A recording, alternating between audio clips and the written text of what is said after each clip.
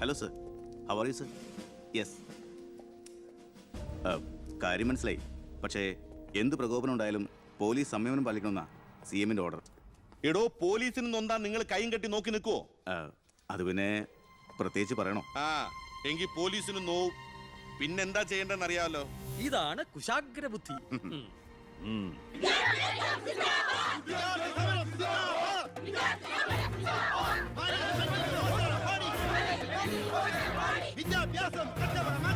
നിയമം കയ്യിലെടുത്ത് പൊതുജീവിതം സമർപ്പിക്കാൻ ആരും ശ്രമിക്കരുത്. Go back. I repeat, ദയവായി പിരിഞ്ഞു പോവുക. വിദ്യാർത്ഥി സമരം സിന്ദാബാദ്. Police go back. Police go back. Police go back. Police go back. Police go back. Police go back. Police go back.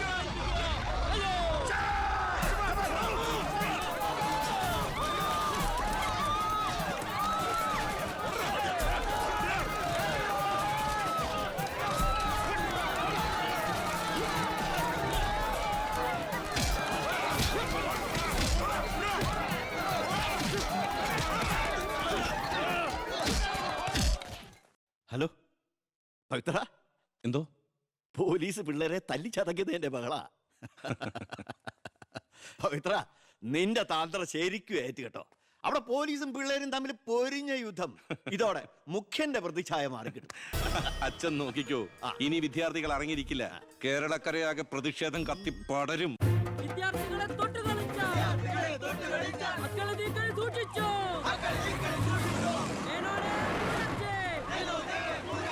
തന്നെ ഞങ്ങൾ എടുത്തോളാം. വിദ്യാർത്ഥികളെ തൊട്ടുകളിച്ചോ, മക്കളെ നീക്കൾ സൂക്ഷിച്ചോ. വിദ്യാർത്ഥികളെ തെരുവിലിറക്കി. കളിക്കാൻ നോക്കണ്ട. സർ, യൂത്തിൽ ഇങ്ങനെ പ്രതിഷേധയാതെയാണ്. നമുക്ക് റൂട്ടൊന്ന് ഡൈവേർട്ട് ചെയ്താൽ. ഇതിനാ അല്ല, എടോ, മന്ത്രിയെ പ്രൊട്ടക്ട് ചെയ്യാൻ കഴിഞ്ഞില്ലേ പിന്നെ നിങ്ങൾ എന്തിനാ മുന്നിൽ പിന്നിൽ നടക്കണം? അവരെ പിടിച്ച് മാറ്റോ? സർ. ഗ്രൂപ്പ് തർക്കം പരിഹരിക്കാൻ കേന്ദ്ര നിരീക്ഷകൻ എത്തിയ ദിവസം കൊള്ളാം. എല്ലാം നേരിട്ടുണ്ട്, മനസ്സിലാക്കട്ടെ. പ്ലീസ് നിർത്തൂ പ്ലീസ്. ദയവേത് നിങ്ങൾ പിരിഞ്ഞു പോകണം, അല്ലെങ്കിൽ മന്ത്രിയെ പോകാൻ അനുവദിക്കും. രാജിവെച്ചു പുറത്തു പോകും. വണ്ടി ഇവിടെ വരട്ടെ. ആ കടന്നു വരുന്ന ആളത്ര ശരിയല്ല.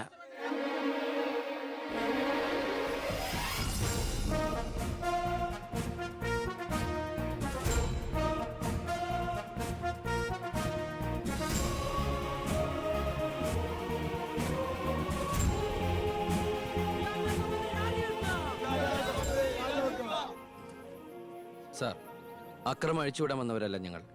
മന്ത്രിയുമായി ഞങ്ങൾക്കൊന്ന് സംസാരിക്കണം. Hello, control room. CA Vijayan here.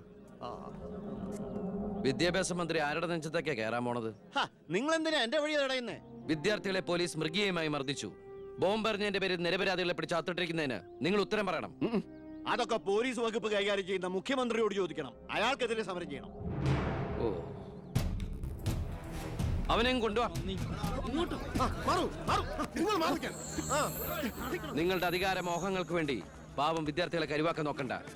ബഹുമാനപ്പെട്ട വിദ്യാഭ്യാസ മന്ത്രി ഉദ്ദേശിച്ച പോലെ ഇതിന്റെ പേരിൽ ഒരു വിദ്യാർത്ഥി സംഘടനയും സമരം ചെയ്യില്ല, അക്രമങ്ങൾ അഴിച്ചുവിടില്ല. അവരെല്ലാം തിരിച്ചറിഞ്ഞു കഴിഞ്ഞു. ഇവനാണ് പോലീസിന് നേരെ ബോംബെറിഞ്ഞവൻ, 3rd റേറ്റ് ഗുണ്ട വിക്ടർ സാമുവൽ.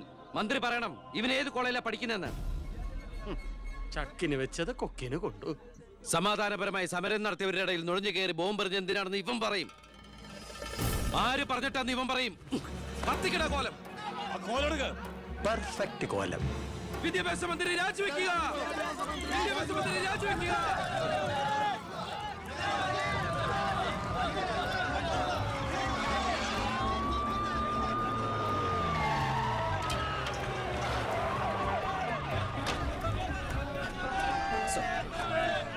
എത്ര നേരം ഈ നടുറോട്ടിൽ കിടക്കുന്നത്? അടിച്ചു മാറ്റം എല്ലാത്തിനും.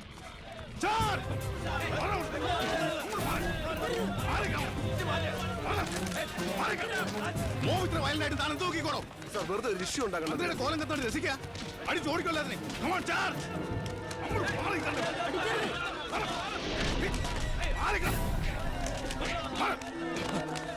നമുക്ക് നിൽക്കാതെ ഓടി രക്ഷപ്പെടാൻ നോക്കൂ. വേഗം ഓടിപ്പോടോ. സാർ, 'അവനെ വിടരുത്, അവനെ ബോംബെറിഞ്ഞ്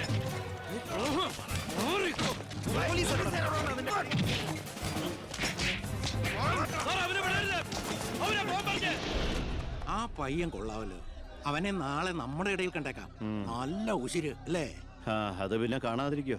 താൻ അറിയോ അയാളെ? അറിയും. ഞങ്ങൾ തമ്മിലൊരു ചെറിയ ബന്ധമുണ്ട്. എന്തു ബന്ധം? എന്റെ ഒരേ ഒരു മോന. ആറ്റുനോറ്റുണ്ടായ ഒരേ ഒരു ഉണ്ണി. അവന്റെ ചോറ് ഇവിടെയും കൂറ് അവിടെയുമാണ്. അവൻ നിൽക്കുന്നത് മുഖ്യന്റെ ചേരിയില്ല, താമസിക്കുന്ന മേനോൻ സാറിന്റെ വീട്ടിലും.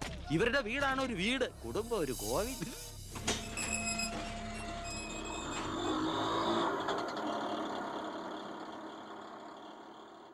നിർത്തിക്കോ മുമ്പിൽ വീടാ, ഇനി പോവില്ല.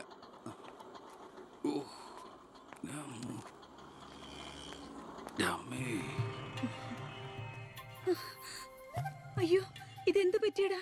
അഴിമതി വീരനും കുടില ബുദ്ധിശാലിയുമായ ഒരു മൂരാച്ചി മന്ത്രിക്കെതിരെ ശബ്ദമുയർത്തിയതിനും അങ്ങേരുടെ കോലം കത്തിച്ചതിനും പോലീസ് തന്ന സമ്മാനാണിത്. ഏത് മന്ത്രി? നമ്മുടെ വിദ്യാഭ്യാസ മന്ത്രി ഇല്ലേ അമ്മ? അത് നിന്റെ അച്ഛനല്ലേ? ആ ഞാനത് നിഷേധിക്കുന്നില്ല. കാശ് കൊടുത്ത് ഇടിപ്പിച്ച പോലെ പോയി. എന്നാ ഐഡിയത്? അയ്യോ ഏട്ടാ, ഇത് എന്ത് പറ്റി? ഒന്നുമില്ല മോളെ, ഒന്നും. അയ്യോ, നന്നായിട്ട് കിട്ടിയ ലക്ഷണം ഉണ്ടല്ലോ. വിഷമിക്കണ്ട. ലാത്തിയുടെ ചൂടറിഞ്ഞ തുണക്കുട്ടന്മാർ രാഷ്ട്രീയത്തിലേറെ ശോഭിക്കും.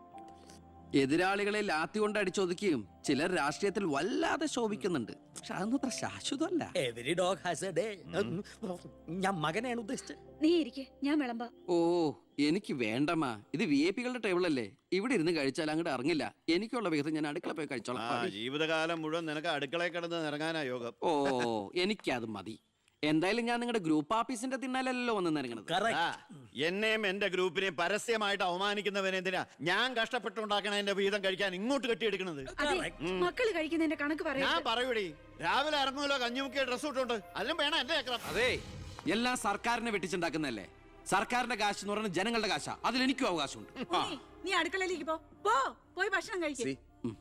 ഉപദേശിക്കുകയാണെന്ന് കരുതരുത്. ജീവിതത്തിന് ഒരു ലക്ഷ്യമൊക്കെ ഉണ്ടാവും.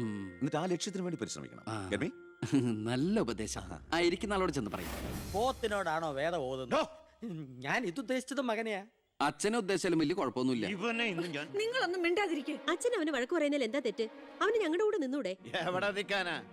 എനിക്കെതിരെ ആഞ്ഞടിക്കാനാ മുഖ്യനവനെ കരുവാക്കിയിരിക്കുക. ആരും അവിടെ ഞാൻ നിഷേധിക്കുന്നു. ഇവൻ എന്റെ മോൻ തന്നെയാണോ അതാ മുഖ്യറ്റം? ആ ചോദ്യം ലക്ഷ്മി തീറ്റ കഴിഞ്ഞ് ഇറങ്ങി പോടുന്ന.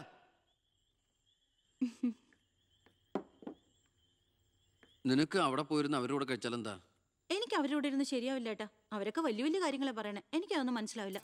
എടി, അവരെന്താ പറയണേന്ന് അവർക്ക് എന്നെ മനസ്സിലാവണില്ല. അതാ നിനക്ക് മനസ്സിലാവാത്തത്. അതെന്താ നീ മനസ്സിലാക്കാത്തേ? ചുമ്മാ ഇരിയേട്ടാ. നിന്റെ ഈ വൃത്തിയുടെ സ്വഭാവം കാരണം ഞങ്ങളുടെയൊക്കെ കുട്ടികളെ ഊട്ടി നിർത്തി പഠിപ്പിക്കുന്നത്, നിന്നെ മാതൃകയാക്കി നശിക്കാതിരിക്കാൻ. അതേതായാലും നന്നായി. അവരെന്നെ കണ്ട് പഠിക്കുന്നതിനേക്കാൾ കുഴപ്പാ അവരവരുടെ അച്ഛനെയും അപ്പൂപ്പനെയും കണ്ട് പഠിക്കുന്നത്.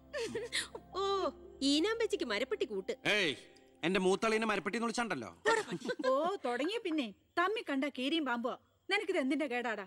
എപ്പോ നോക്കിയാലും കൂടപ്പറപ്പുകളുമായിട്ട്. അത് പോട്ടെ, അച്ഛനെതിരെ നീ. അമ്മേ, ഞാൻ അച്ഛനെതിരല്ല. അച്ഛന്റെ നയങ്ങളോടാണ് എതിർപ്പ്. അച്ഛന്റെ രാഷ്ട്രീയ നേട്ടങ്ങൾക്ക് വേണ്ടി അച്ഛൻ കാട്ടിക്കൂട്ടുന്ന നെറുകേടുകൾക്കെതിരെ ഞാൻ അറിയാതെ ചോദിച്ചു പോവുകയാണ്. ചോദിച്ചു പോണ്ട, അവിടെ ഇരുന്ന് കഴിക്കേ. പറഞ്ഞ പോലെ കഴിച്ചിട്ട് പോവാം. എടാ, നിന്റെ അച്ഛൻ എത്ര നെറുകേട് കാണിച്ചാലും അങ്ങേര് കഷ്ടപ്പെട്ടുണ്ടാക്കണതല്ലേ നീ ഇപ്പൊ കഴിക്കണത്? അത് മാത്രം പറയരുത് അമ്മേ. അമ്മേ, ഞാൻ കഴിക്കണത് അമ്മയ്ക്കുള്ള കഞ്ഞിയുടെ ഒരു വിഹിതമാണ്. എനിക്കൊരു നല്ല കാലം വരുമ്പോ ഞാൻ ഈ കഞ്ഞി മുഴുവൻ അമ്മയ്ക്ക് ചോറായിട്ട് തിരിച്ചു തരും. അതുവരെ എന്റെ വയറിനൊരു ലോൺ. എനിക്കും എന്റെ ജീവൻ നിലനിർത്തണ്ടേ അമ്മേ?